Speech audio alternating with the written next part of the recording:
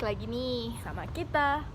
Perkenalkan, nama aku Made Ayuyeni Dwi Herisanti dengan NIM 22135211006 dan rekanku. Perkenalkan, nama saya Nilo Hayudian Maharani dengan NIM 22135211121. Oke, jadi pada podcast kali ini kita akan membahas mengenai potensi kelautan dan perikanan Indonesia dan kaitannya dengan UU Cipta Kerja nomor 11 tahun 2020 yang sempat hangat beberapa waktu lalu. Oke, jadi Mulai pertanyaannya nih. apa kita bahas tentang Kebijakan nih. kebijakannya dulu ya? Ya, kebijakan. Oke, Apa kita mau bahas tentang tentang kebijakannya kebijakannya dulu dulu. nih guys. Oke. Gitu. Jadi untuk pertama aku mau nanya ini nih. Tanya apa tuh? Jadi apa sih yang kamu ketahui tentang UU Cipta Kerja nomor 11 tahun 2020? Oh, UU Cipta Kerja ya. Oke. Jadi yang aku ketahui sekilas tentang UU Cipta Kerja itu membahas tentang pemberdayaan UMKM dan koperasi.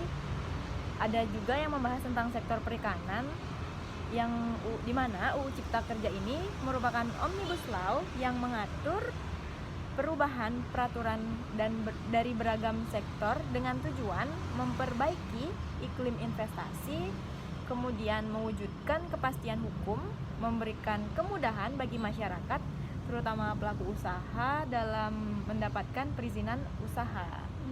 Jadi yang aku tahu segitu aja sih.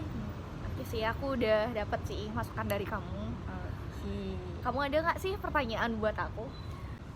Nah, apa sih yang kamu ketahui tentang overfishing? Kan kita sering tuh dengar di kelas mengenai overfishing. Nah, maksud dari kata overfishing itu adalah kelebihan. Jadi kamu kan udah tahu ya kelebihan kayak dari gitu. menangkap. Iya. Nah, jadi gini, penangkapan ikan secara berlebihan di perairan yang membahayakan keberadaan populasi ikan, kayak gitu jadi istilahnya. itu bisa Membahayakan, menyebabkan kepunahan gitu ya? Ya, menyebabkan kepunahan gitu. Juga sih ya. Gimana sih menurutmu caranya mengatasi dan mencegah overfishing itu? Nah, untuk cara mencegahi atau mengurangi overfishing agar populasi ikan dapat dikelola berdasarkan prinsip dan berkelanjutan dengan menggunakan teknologi akuakultur, itu biasanya menggunakan teknologi. Aquaculture. Iya, itu udah maksudku. Santai-santai. Oke. Dengan fishing farming secara sederhana kayak gitu. Kamu dapat nggak sih jawaban dari aku? Ya, I see. Oke. Jadi pertanyaan kamu apa ya? Coba aku pikir dulu.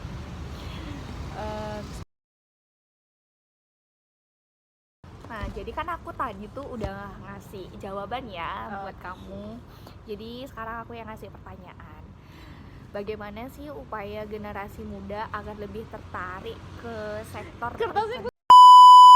suatu sektor perikanan?